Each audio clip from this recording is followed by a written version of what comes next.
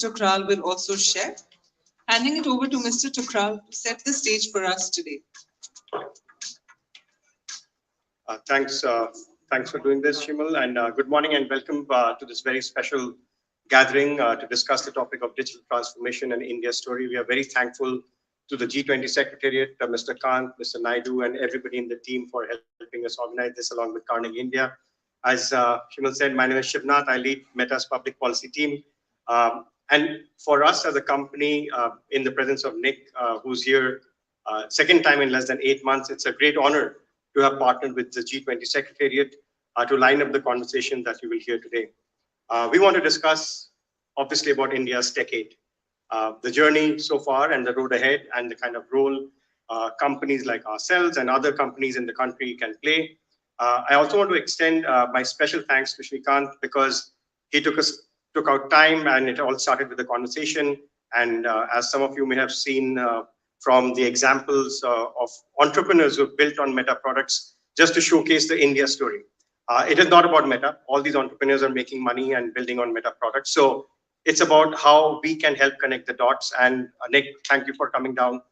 Second time in 8 months, I can't fail to emphasize that, just to showcase the importance and relevance of Meta to India and how it is such a priority. Just a quick word on how we see digital technologies having played a profoundly transformative role in India to create economic value, helping businesses grow. Nick, let me steal your thunder for a second by saying, in Meta, we feel we are in the business of small businesses, because we really feel that what we do in this country and across the world is to empower small businesses to access bigger markets and greater customers, and also to showcase some of the work that we have done using the digital public infrastructure. I know it's in a lot of discussions around. We as a company believe that we have been able to leverage the concept of DPI, which, thanks to Mr. Kant, is becoming a worldwide phenomena in Singapore, in, I believe, near the Eiffel Tower now, and very soon the UAE already. So I think we are expanding, and Sri Lanka, which I was told, we're expanding the ambit of UPI. So I think India's digitization can be and already is a game changer for the country's economic development, and one that can offer new opportunities for education, skill development, capacity building.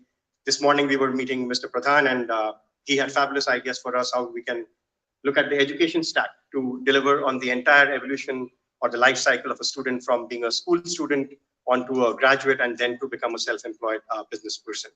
And we feel there is no better time than the G20 presidency to showcase these examples. So please feel free to absorb some of the examples outside. We feel very lucky and privileged that we are playing a role in enhancing this growth and seeing ourselves as a responsible innovator. And there are learnings for us, but the most important thing for us is to be the digital ally to India across all our platforms: Facebook, Instagram, WhatsApp, and hopefully now Threads. India happens to be one of the largest markets for Meta across all our products. And through these years, we have partnered with several government departments, and I must call out Mr. Naidu here sitting, who has guided us on how we can partner with government initiatives, be it tourism, culture, education. We are trying to see how one can further India's growth and digitization across all sectors. Today is a very small attempt at our end to connect all these dots, as I said, between the role companies can play and what the government is trying to do. It doesn't always need to be we are at being loggerheads. I think we can play a very, very positive and constructive role when we work together. We need to listen more, and we are. So thanks for all the feedback, Mr. Khan.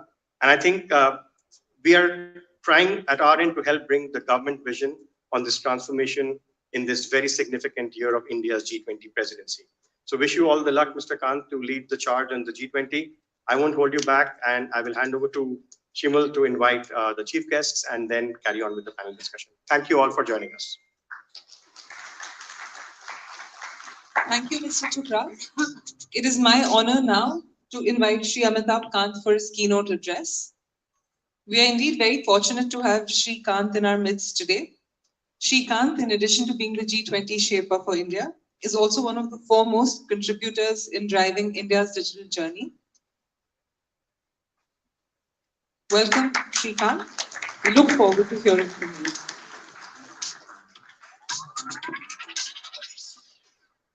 Nick, distinguished guests, ladies and gentlemen, truly delighted that Meta is organizing this interactive session on India's digital transformation story, which has been very unique.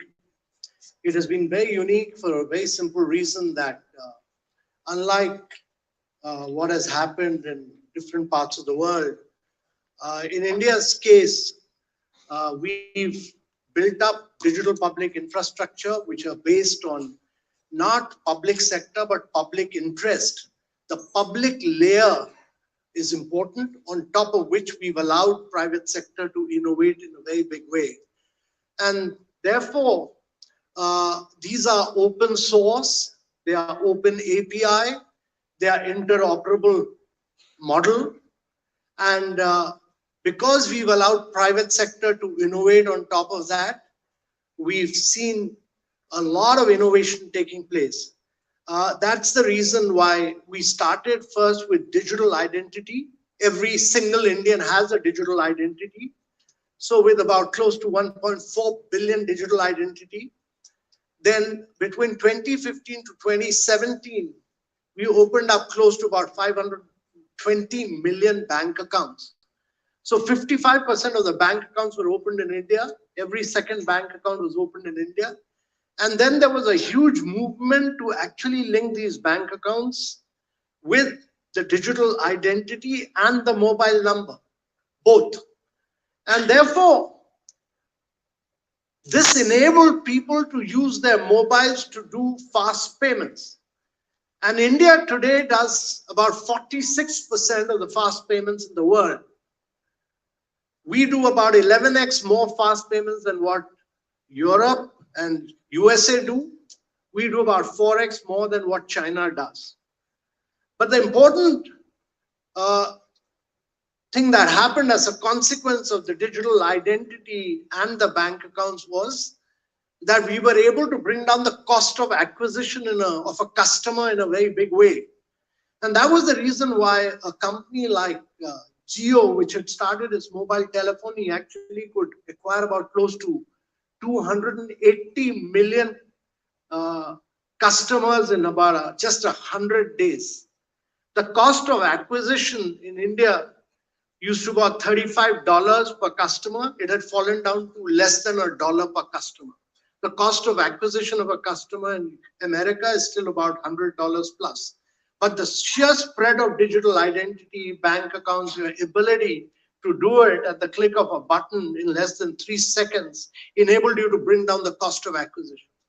The other thing that happened in the case of India was that starting with fast payments, you had the digital infrastructure was so enormous on the back of this open source model that it enabled a number of our startups to do innovation on credit. So you had Lending Card, Pine Lab, MobiKwik, they're all unicorns now. They're all doing credit, which is paperless and cashless.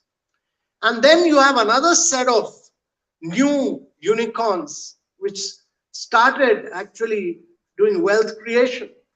And they spread out to tier 2, tier 3 cities, rural areas. So you had Zerodha, you had a range of new companies, young unicorns. And a company like Zerodha today controls about 30% of India's stock market, one single startup controlling 30% of India's stock market, spreading out into tier 2, tier 3 cities. Its ability to really move out and do transactions in less than 30 seconds. And that's been just a huge, massive revolution that has taken place in wealth creation through stock market and the spread of stock markets across the rural and tier 2, tier 3 cities. And then you had another set of unicorns like Digit, Go Digit, and Acco, which started providing insurance services, insurance products, underwriting and end-to-end origination and cycling of insurance products. Now, when I was a young officer and I was buying insurance policy from LIC, it used to take me 5 to 6 months of paperwork to get an insurance policy. And here, Go Digit and Acco give you an insurance policy in less than a minute, which is cashless, paperless. So what we've seen is identity. We've seen opening of bank accounts. And when we opened bank accounts, only 17% of the women had bank accounts. Today, about 86% of the women, 86% of the women have bank accounts. And each one of them, many people said that they won't have resources in their banks. The average size of a bank account today is about 71,000 rupees. So what we've seen is women having access to bank accounts, women having access to money in their bank accounts, and huge amount of transformation. I mean, I've worked in the fisheries sector of Kerala as a young officer, and my job was to transform the life of traditional fishermen. And they were prone to drinking, but opening a bank account was important. It used to take me 6 months, 7 months of chasing physical bank managers to open their bank accounts, know your customer. Today, we do it in less than a minute, we open a bank account. And therefore, this story of identity, bank accounts, credit, stock markets, wealth creation, insurance, and many, many more layers which are getting opened up in terms of education, Diksha, Swayam, opening up in DigiLocker, in terms of health, in terms of, and that's why we were able to do about 2.2 billion COVID vaccinations during the COVID period. So the possibility and the realm of digital public infrastructure is enormous. It's just a phenomenal story of how a country could really pole vault in a very big way. And we believed in this because it's been possible simply because there is a layer of open source, open API and interoperability, which has allowed these startups to innovate. And actually, these startups, it's not just their innovation, it's that they are national assets because they are truly national assets because of the digital public infrastructure that India has built up. They've become 110 unicorns in India because of the digital public infrastructure layer that India has built up. So what you're seeing in India is huge transformation across sectors. And actually, India has created business models, not merely for India, but for the next 4 to 5 billion people who are moving from poverty to middle class in the world. The important challenge is to understand that the world today has about, in the context of the global south, it's important to understand that 4 billion people do not have a digital identity. Close to about 2 billion people do not even have a bank account. 133 countries in the world do not have a fast payment. If you have to transform lives of people, as we've seen India do this, India has done this because it could use this infrastructure to put 600 schemes of the government of India money straight into the bank accounts of the people without any leakage. I mean, I've seen huge leakages in my career. I've seen now 600 schemes where money goes straight into the bank accounts without any leakage. I've seen during the COVID period, India providing relief to 800 instead of giving large inflationary packages, which many countries across the world did. India put money straight into the bank accounts of beneficiaries of 800 million people. And that could really, during the COVID period, provide them human existence. And this could be done because of the digital public infrastructure which India had built up.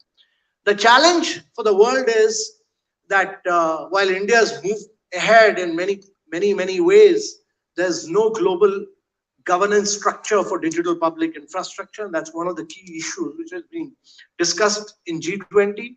But the journey of digital public infrastructure, to my mind, is the journey for the world to take, is the journey for all emerging markets and developing countries to take if they want to really, truly technologically leapfrog and make a difference to the lives of their citizens, which India has been able to do because of this technology and the digital public infrastructure it's built up. Thank you very much.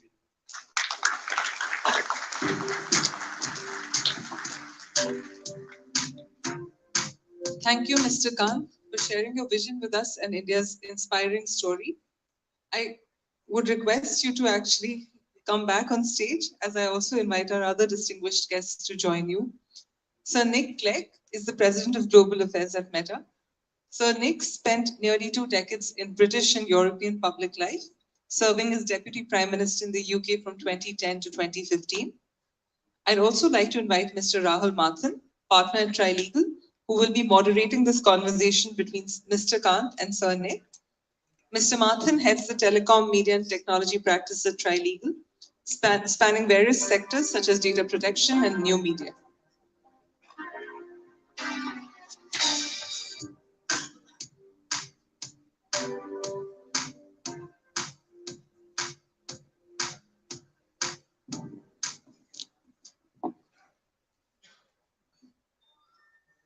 Good morning. Good morning, and thank you all for being here. It obviously goes without saying that it's a great honor and privilege to be able to moderate this conversation.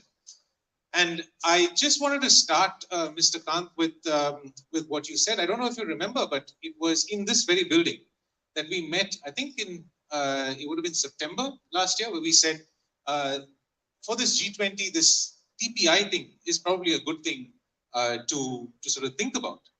And I wondered if you could start with just hearing from you how that has been, because arguably in September, everyone knew about the India story, but and digital transformation in India's story has really come alive for the rest of the world over this G20. And it couldn't have been easy. I remember the early meetings, people were saying, what is TPI? And now we've got quite a bit of support around the world for the idea. So if you could just, to set the context for the rest of the conversation, just talk a little bit about how that has been. So Rahul, if you look at the last 2 decades, all innovation across the world has come from, technological innovations come from Meta, it's come from Google, it's come from Amazon, it's come from Apple in the western part of the world. And in China, it's come from Tencent and Alibaba. And you've not had a case of technological innovation coming out from a developing country. And what India has demonstrated is its ability to do great technological innovation. And by building up a layer of digital public infrastructure. Many people, when you talk to them, when we started talking about digital public infrastructure, many people said that, this public means government control.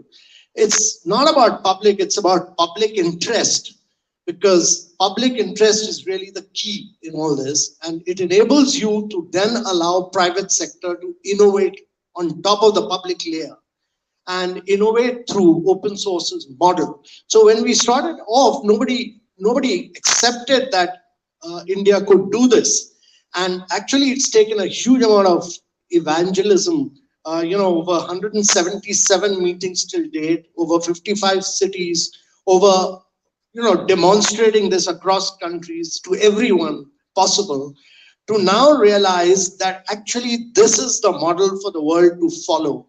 That the model is that you are then able to bring down the cost to the consumer, you are able to bring down the cost to the eventual customer, and you're able to then scale up. Size and scale is critical. So what we are doing through Diksha and Swayam in education, what we are doing through fast payments is really the size and scale and our ability to bring down the cost very radically.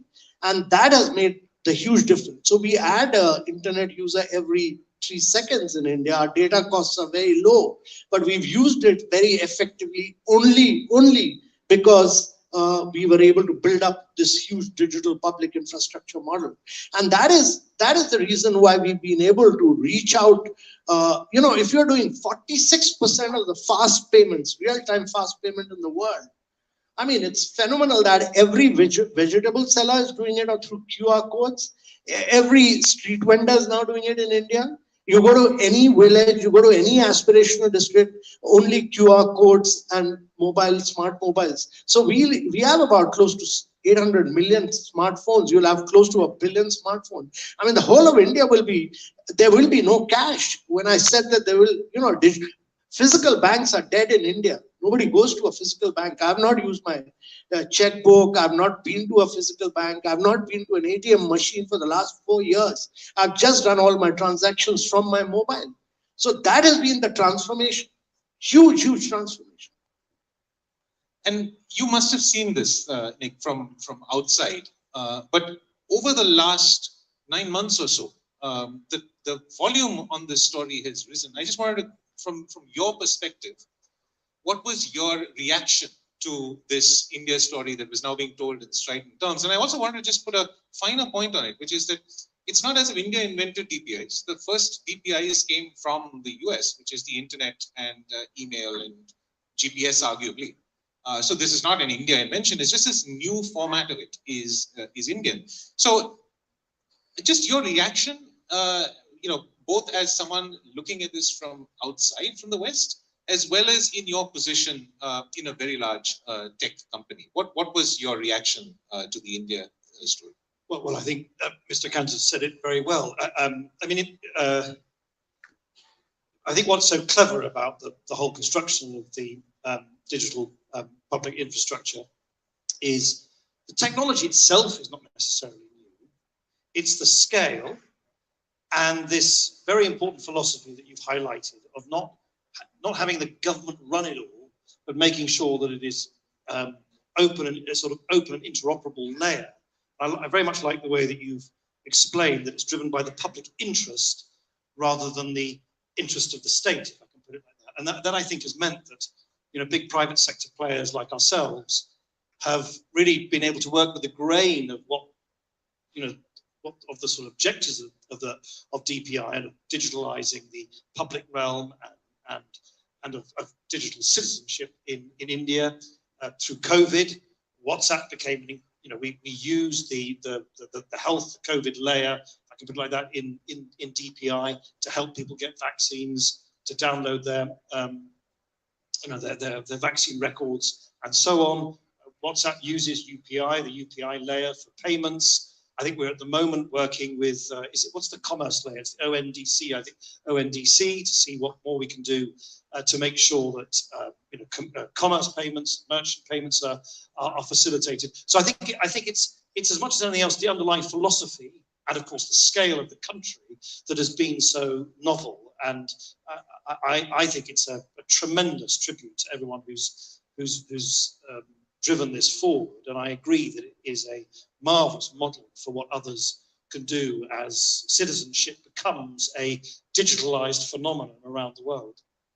Just to go back, you mentioned a lot of tech companies in your opening remarks. All of them are Indian tech companies, and I think we all agree that DPI is very much a technology, markets, governance kind of a model. We can't do this without markets. But is there a place for big tech companies, the real big companies, or are we looking at small companies that would eventually grow into unicorns out of this, using DPI? Is there a place for Meta, Google, for even the big Indian tech companies, Infosys, TCS? Is there a role for them in the DPI story? Oh yeah, everyone. India is the only place where PhonePe competes with Google Pay and beats them to it. Nowhere in the world does this happen. I mean, WhatsApp is in the same space. Everybody is in the 46 different apps competing with each other in the market space. Same thing is going to happen in a whole range of other areas. I mean, and the next layer, the big one, is about to open up, and that will be the layer of artificial intelligence, which will be transformational. I mean, look at what has happened in this Jugalbandi. Jugalbandi is using large language models, using Chat GPT, using Bhashni. Somebody sitting in Odisha in Oriya language asks a question on a government scheme, is able to get within seconds all the government schemes which are applicable to him simply because of the convergence of large language models, Chat GPT with the layers that we built up, Bhashni that we built up. So it's an enormous transformation which is going to make a difference to the lives of citizens across India and across the world. And I think the perception, and I'm giving you the opportunity to disabuse me of my notion, is that big tech actually doesn't like this open protocol, open approach, because obviously big tech likes to keep things proprietary.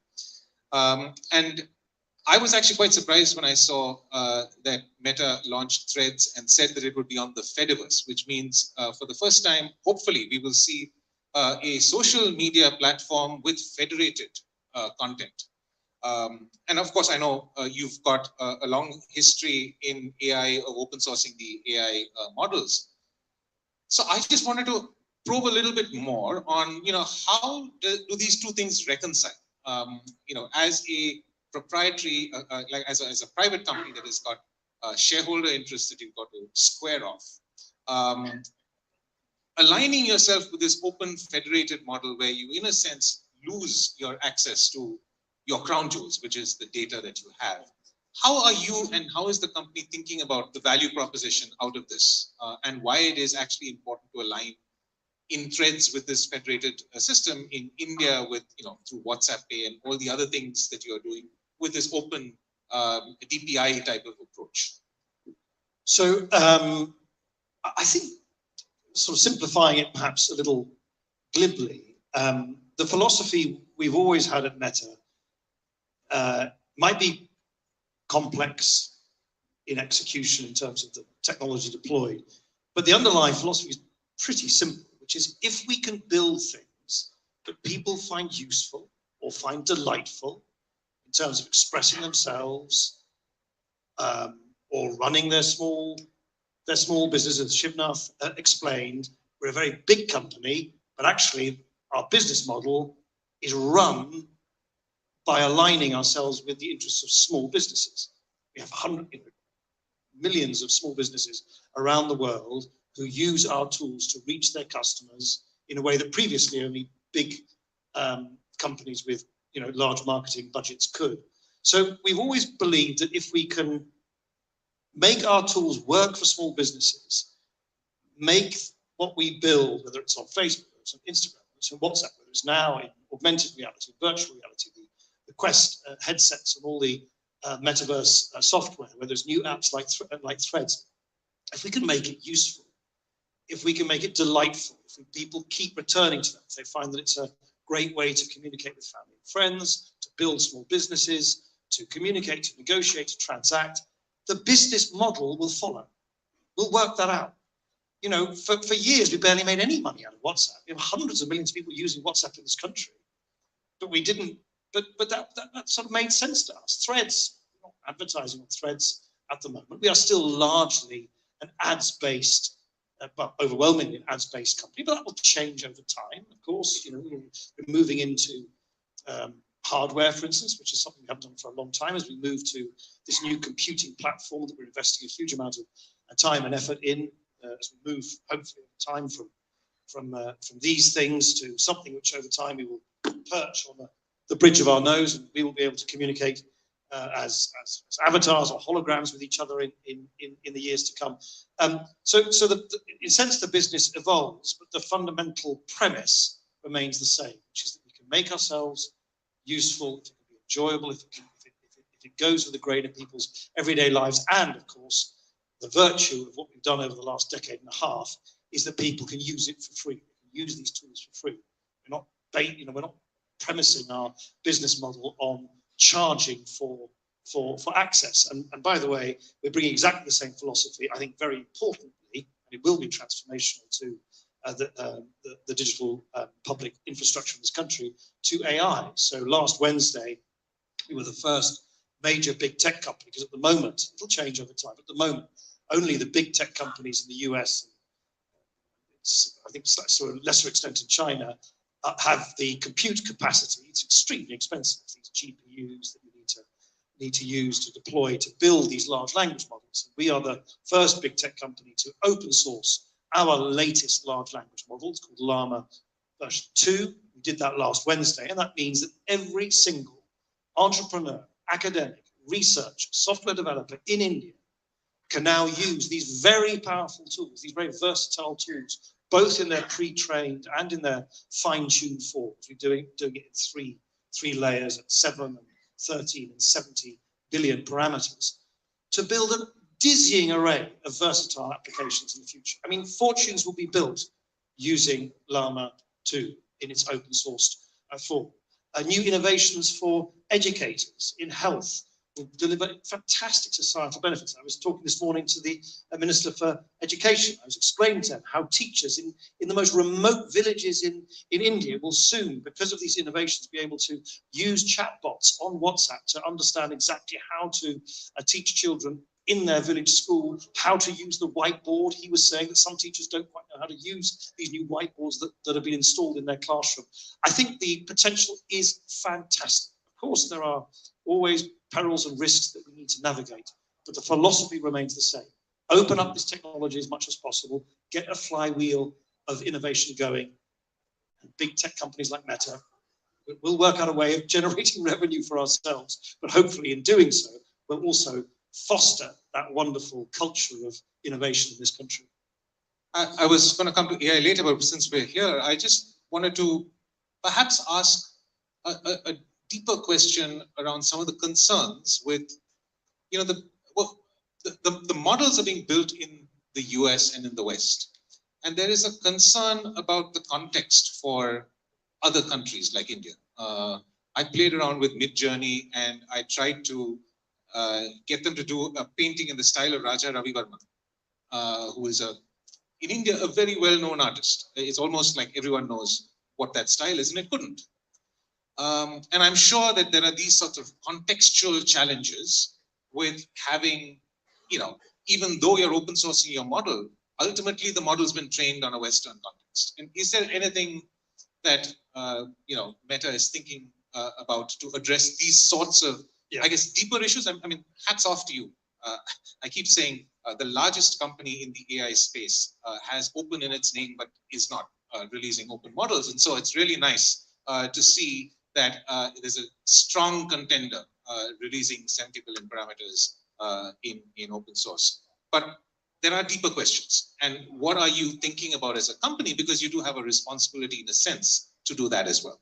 You know, I think that is a very astute and smart thing to push at, because it is complex, because these large language models are trained on publicly available information on the internet as it currently exists. I mean, we remove certain data sets which have a lot of personal information. Interestingly, we didn't train Llama version 2 on meta user data. So it's publicly available. Thank you. Yes. But that means, and I think this is the building block to your question, it means that the language in which these models are trained are not exclusively, but overwhelmingly in English. And so I think one of the first steps we need to do, my teams are working right now, it's one of the reasons I came. We made this announcement on Wednesday. I was with a number of other representatives from some of the big AI companies in the White House on Friday to meet President Biden and his team. We made a number of commitments as an industry to ensure that these developments would take place as transparently and safely as possible. And it was very intentional for me that my first visit should be to India, because I'm not just saying this to, in a sense, appeal to today's audience, but I always say, if you want to see the future of the internet and how it's governed, come to this great country, because really the future is being built here, certainly in the digital space. And one of the first things we need to do is work, and we are working with particularly this repository, the Bashini repository of all the Indic languages, in order to make sure that that can work seamlessly with the underlying large language model, in order to precisely ensure that these large language models can respond, because it's a large language model, so it's not like Midjourney. It doesn't actually produce any imagery, but we want to make sure that the chatbots and other tools that are built from this large language model work in the Indic language and in the Indic languages and in the context of India, not just, which is quite right for you to push on this, not just through the cultural and linguistic prism of the west coast of the United States. And I think that is exactly what we're trying to set about doing right now. And I know, unfortunately, this whole generative AI thing happened probably after the G20 started. So you're a bit caught on the back foot in terms of, I don't even think there's a track in the G20 dealing with it. Though earlier this month, I think there was a side event around AI, NFTs, and things like that. So just to ask, what are the G20 nations? We know the G7 came out with something, but what are the G20 nations thinking about when it comes to the regulation of this? I know we've seen sporadic news. Europe has got an AI Act. There was this voluntary declaration last week, or just maybe this week. I think UK has got something, Japan's got something, Singapore's got something. What is the thinking around? Because to me, I think the benefits are tremendous, and it would be a crying shame if we stifled it with regulation. But equally, the harms can be so pernicious and so deep-seated that we can't just ignore it. Has there been any discussion at that multilateral level around what we should do? So Rahul, let me first compliment Meta on going open source with Llama. I mean, that's enormous, because when you do open source with Llama, it means that you're actually accelerating the pace of technological growth of almost a decade by, in the field of education and health. I mean, it's enormous. And you'll have a lot of young entrepreneurs now working on a range of areas because Meta has gone open source with Llama. So it's in global interest that organizations like Meta go open source in a range of areas and allow a lot of young entrepreneurs in a whole range of emerging markets and developing countries to do further innovation on that. I mean, it's exactly like what Google did with DeepMind, on protein structure. So that is opening up the algorithms on protein structures and allowed, young people to work on animals, on humans, on cancer, on a range of areas. So technology will make a huge amount of pole vaulting because of their going open source. And that's important for these companies the large tech companies to go open source. On AI, let me first say that I'm a believer in that AI will be transformational. I mean, it will be hugely transformational for education, health, nutrition, and for solving many of the challenges of emerging markets. And if you need this huge growth in emerging markets and really make a difference to the global south, then AI will have to be the key driver of change. And to my mind, that will be transformational. Two issues on that. One is we must be very clear that regulators are always far, far behind innovation. So don't try and start regulating too much like Europe is doing now. I mean, it's already brought in an AI Act. I think it's over. And that's the reason why, actually, to my mind, while America has done a lot of innovation in the last 2 decades, Europe has not seen much innovation because it's brought in too much of regulation. So my view on this is that we should allow technology to grow and actually provide benefits to citizens. Now, while, as you're saying, that it can have adverse impact, yes, it can have an adverse impact, and then we should clearly, to my mind, instead of regulating, we should say that these are user cases. Clearly define the user cases and say these are user cases where we will lay down regulatory norms. But your regulation must always be pro-innovation. I mean, without a pro-innovation perspective to regulation, you will kill AI, which can have a huge, massive impact on lives of citizens. And it's in the interest of developing and emerging markets that we are able to use large data sets to really make a difference to the lives of citizens. And to my mind, G7 has discussed it a little bit. G20 has discussed it at the last Sherpa meeting. It was discussed, but I think it's an issue of great impact and great importance, and therefore the leaders of G20 will have to discuss it and what is the road that they want to take further on this. So I think the Prime Minister is fully involved with it. It'll be discussed at the highest possible levels on what is the route which the world wants to take in the G20. But whatever road we want to take, it has to be pro-innovation. And I know we're probably running out of time for this conversation, but I just wanted to ask you one more question on India's sort of digital story. And we keep thinking that this is a story for developing countries. But one of the things that, on the side events of the G20, I saw a slide which says that even in the US, 50% of small and medium enterprises struggle to find their funding, meet their funding requirements. So is this really just a developing story, or does this approach to digital public infrastructure have resonance even with the developed economy? And in your conversations with perhaps the G7, what is your sense of, maybe not identity and payments, because those are probably solved problems, but perhaps the commerce side of it, perhaps ONDC, those sorts of models that India is building. Does that have resonance across even developed countries? So, we are at different stages of evolution, Rahul, and it's important to understand this, that to my mind, having looked at all models across the world, I'm very clear in my mind that digital public infrastructure is the model for the world to follow. That's the only way you will be able to actually bring down inequities, you'll be able to bring down costs, you'll be able to bring size and scale. But the challenges, we must understand the challenges. I mean, India on identity, the basic foundation of it is identity.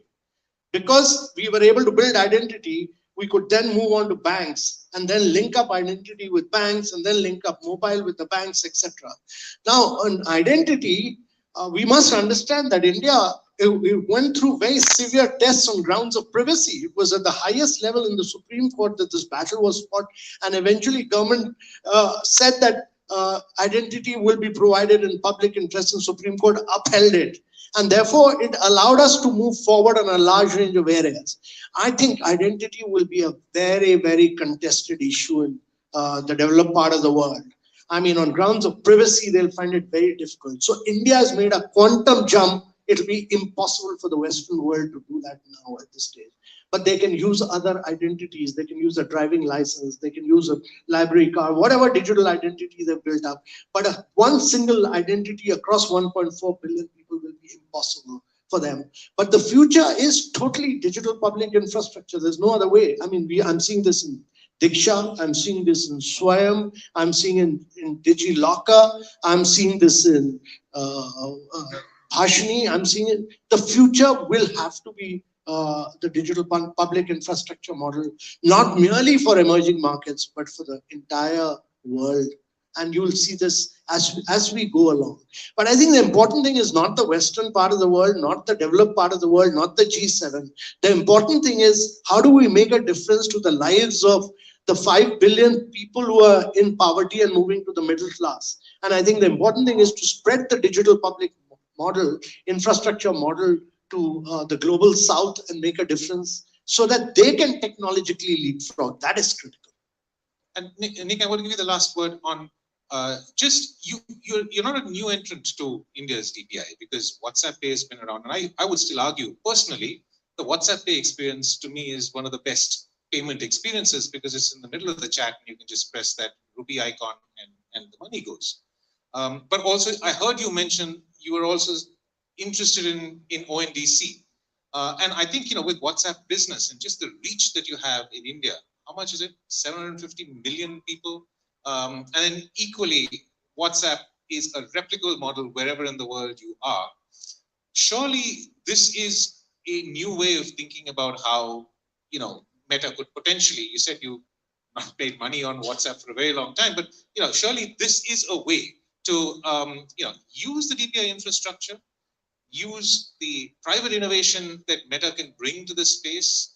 And it's win-win for everyone, not just India, but, all of Africa that uses it, wherever in the world you are. What's your view on, how really big private companies can leverage the foundations of digital public infrastructure and achieve all the things that they need to? Well, I mean, first thing I'd say is the way that hundreds of millions of people in India use WhatsApp is far more versatile and creative than the way WhatsApp is used in my home country, the UK, or my wife's home country in Spain, which are very a lot of people use WhatsApp, but they use it in Indian terms in very primitive ways. It's just literally just messaging. Whereas here, it's communication, it's negotiation, it's actually transaction. It's the kind of whole funnel. It's been fascinating. So I do think the way that WhatsApp has been used by millions of just ordinary people, just taking it and using it for ever more novel ways, it is something which will increasingly be reproduced elsewhere. You see it in some other markets. Brazil is an interesting market. Brazil is a very creative market when it comes to WhatsApp.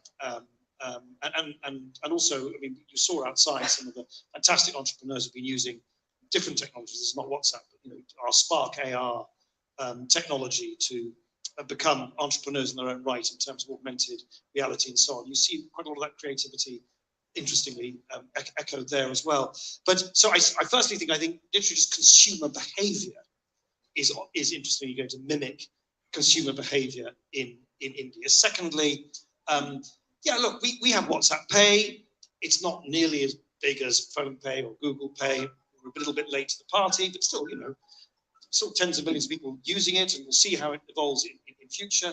But the good thing is we're also opening the funnel. So you can use WhatsApp.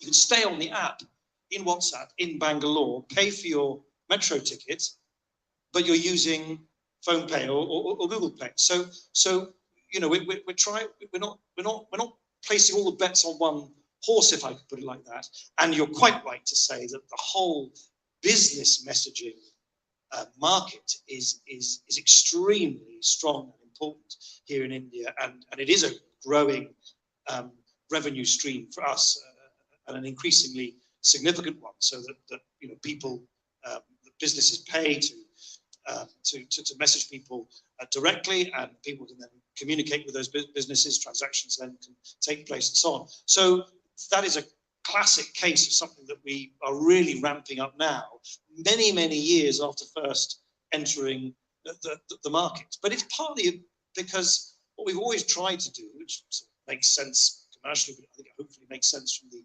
user's point of view as well, is kind of just try and make sure that our own technological innovations respond to the ebb and flow of the way in which people actually use it in real life. Because this is the wonderful thing about I have found, having spent 20 odd years in public life and politics, and now in tech, is you never quite know how human beings actually use tech.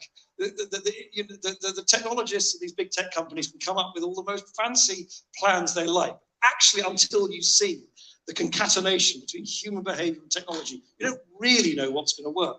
And that's why it's such a fast-moving sector, because that changes all the time. And boy, is it going to change even more now with this dual transformation we've got, which is the AI transformation and the move, which I think is on a slower timetable, but nonetheless equally significant, away from the kind of mobile-based computing platform to a sort of more visual-based one, and a more immersive experience in the years to come. Well, I think we've run out of time, but it's just fabulously exciting that, you know, at this point in time, we're making a transformation, digital transformation, that's going to make everything that we've done for the last 20 years almost redundant. I've been a technology lawyer for 25 years, and I was telling Dev Jani, just at the end of my career, it looks like I have to relearn everything. Literally, the last 6 months has been back to basics, 101 on what the world is going to look like. And it's fabulously interesting. Thank you both for what I thought was a wonderful conversation. And if we could have a round of applause.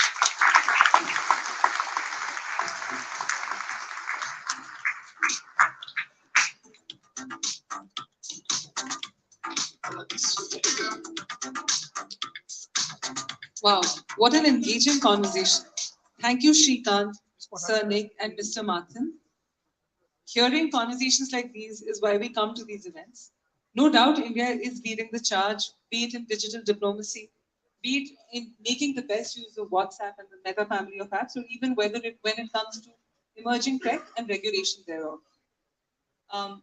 With this, we'll now move on to our second panel of the day, where we hope to further build upon these ideas and take this conversation further. I'd like to call upon our panelists, Shri Abhishek Singh, President and CEO of the National E-Governance Division at the Ministry of Electronics and Information Technology, Government of India. Ms. Devjani Ghosh, President of NASCOM, Ms. Vrinda Kapoor, CEO of Third Eye Tech, and Mr. Rahul Mathan, Partner at Trilegal.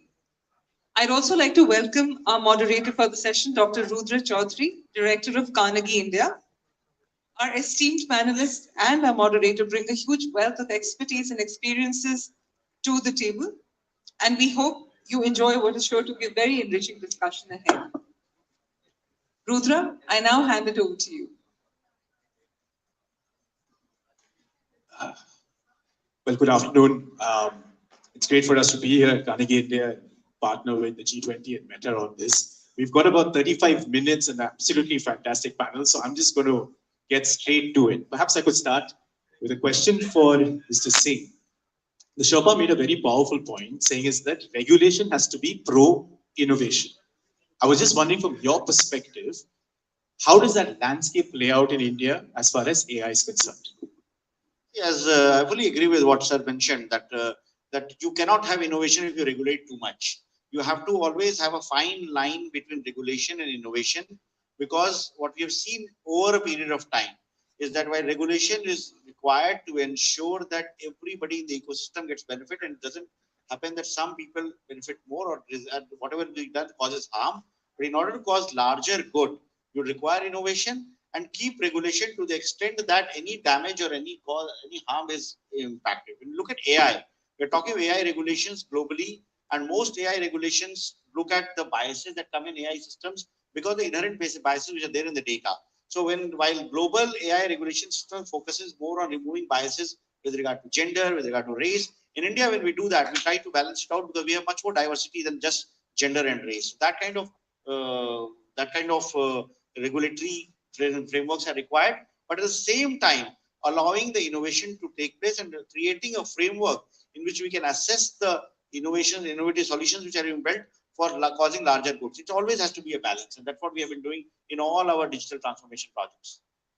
Rahul asked the Sherpa question about the G20 considering the roadmap for AI looking ahead. So where do you set norms? How do those norms evolve?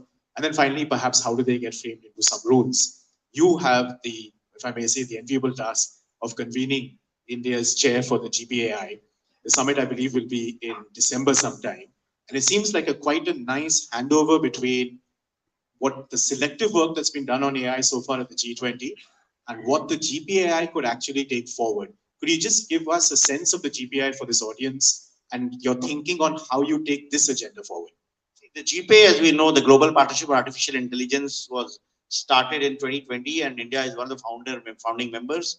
There are 29 member countries of GPAI. The secretariat is housed in OECD. So we are working very closely with the member countries in not only expanding the GPAI's presence in geographies outside the current member countries, but also coming up with a framework which would lead to development of AI-based solutions for solving societal problems, as also building guardrails for ensuring responsible and ethical development of AI-based solutions. So we even had a convening yesterday afternoon, in which we had experts from across the world. And GPAI is not only government bodies. GPAI is a much larger. It has experts, it has academicians, it has civil society organizations, which are all a part of GPAI. So the GPAI summit will be held in December, and we are working with all the member countries and all the experts and all there are two centers of excellence, one in Montreal and one in Paris. So with all of them, we are working together in coming with a framework and a guideline which can be adopted in the GPAI summit in December. Of course, there are other initiatives in parallel going on. The UK has proposed an AI safety summit, and the US has come up with their AI code recently, and the European Union has already come up with the AI Act. But bringing the entire global community together in trying to democratize AI and trying to ensure responsible development of AI-based solutions is what the GPAI is working on, and hopefully we'll be able to see something by December. Okay. I'm going to switch to Devjani, but if I just may say is that I think one thing India has shown through various presidencies and chairs is that its ability to mobilize in a way that is just unbelievable. I mean, the G20 has been a very good example. Rahul talked about the DPI journey. And I guess at some level, the hope is maybe at the GPAI, with India chairing it, we can actually try and get that conversation about frameworks and get like-minded countries to come up with some kind of a governance framework for AI, which manages this balance between regulation and innovation. already happening, and almost all, in fact, the convening that yesterday we had on innovation and collaboration, in that convening also, almost all experts in all member countries expressed, and they are expecting a lot from India, because they are saying that India has led the world in digital transformation. The DPI story is part of not only G20, but the narratives across. In fact, in the last digital economy working group meeting, 4 countries which are outside the G20, they signed MOUs with us for development, for replication of India's tax solutions across. The whole world is talking about how do we build up an hosting entity, or how do we build up an organization, work out funding mechanisms in order to ensure that such solutions are replicated elsewhere. So that model can easily be adapted to AI-based solutions also. Because in AI also, we will require some collaboration. So not every country will be able to afford the compute that Nick was talking about. Not every country has the talent that that would require for development of AI-based solutions. Not every country will have access to data that a country like India has with the digital projects that we've implemented. And the combination of data, compute, and skills, talent, is what AI is. And similarly, when we have the experience of implementing such solutions, we also will be able to better kind of steer or guide or work together with the entire global community for developing the AI frameworks and the guide and the regulations for ensuring that responsible development of AI-based solutions happens. Devjani, let me pick up the point that Mr. Singh made about compute. It's something that I know you're passionate about, and it's something that perhaps doesn't get as much public attention as the argument around safety and harms and AI use cases. Is where is India on compute, and where do we need to be truly digitally transformative? So I'm going to take a step back, right? If you look at the AI value chain, I mean, there are broadly, I'll say there are 4 stages, right? At the end of it are those companies or countries that have compute and cloud infrastructure. Then comes the models, the foundation models that you're building out, which is the power engine for AI. Then comes, the tools that is required to work with the models, the MLOps, and then you have the application there.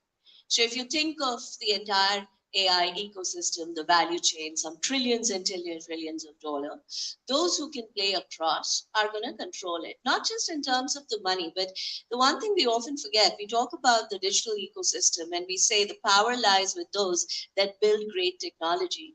I think the power lies with those that control the ecosystem, that build great technology to control the ecosystem. And that's why you've had the proprietary approach, because it's about building end-to-end platforms that can build ecosystem stickiness from top to bottom, right?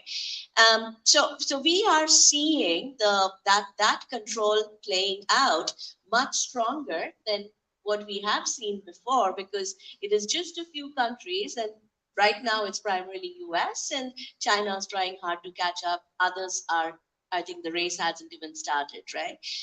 For India today, what you have seen with our startups, we are primarily playing at an application layer. And we're doing some great work, some great applications coming up. Is that something we should be happy about? I believe no. Because when you're playing primarily at an application layer, your competitive advantage, you're different. You don't have a moat. You don't have a data moat. You don't have a computing moat. Your ability to compete and your ability to grow is pretty limited, right? So I think as India, we really have to think, how do we move our ecosystem up the AI value chain in collaboration, open, in partnerships, but we have to move our ecosystem up the value chain. Abhishek just said it. I think there are 3 things you need, 4 things you need. You need access to quality data. It's not about how much data